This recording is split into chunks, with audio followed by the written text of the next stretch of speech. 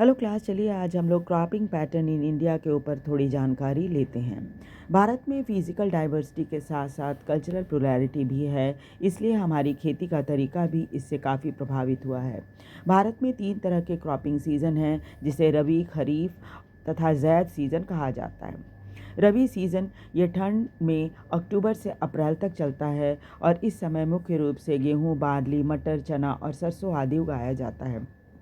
भारत में पंजाब, हरियाणा, हिमाचल प्रदेश तथा जम्मू कश्मीर, उत्तराखंड, उत्तर प्रदेश, बिहार आदि में ये अनाज उगाए जाते हैं। लेकिन हरित क्रांति के बाद पंजाब, हरियाणा, वेस्टर्न उत्तर प्रदेश और राजस्थान के कुछ इलाकों में रबी की फसल सफलतापूर्वक काफ़ी ज़्यादा उगाई जाने लगी है।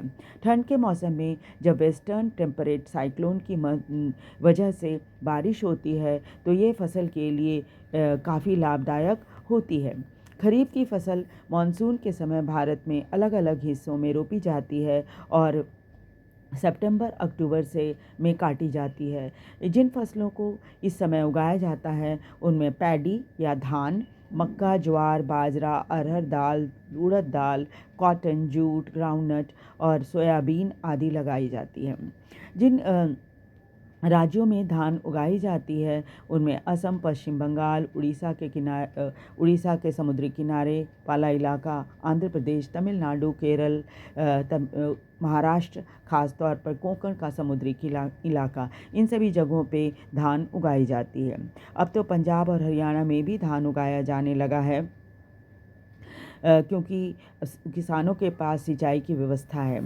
असम, उड़ीसा तथा पश्चिमी बंगाल में साल में 3 बार ये फसल उगा ली जाती है, जिसे औस, अमन और बोरो कहा जाता है।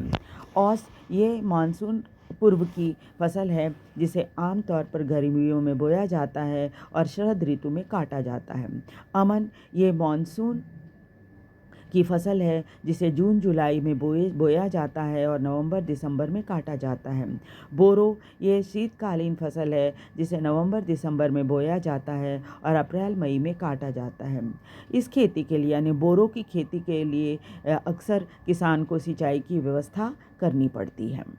रबी खरीफ फसल के बीच एक छोटा सा सीज़न आता है, जिसे जैद सीज़न कहा जाता है और इस मौसम में खरबूज, तरबूज, खीरा, सब्जियां तथा चारे वाली फसल उगाई जाती है।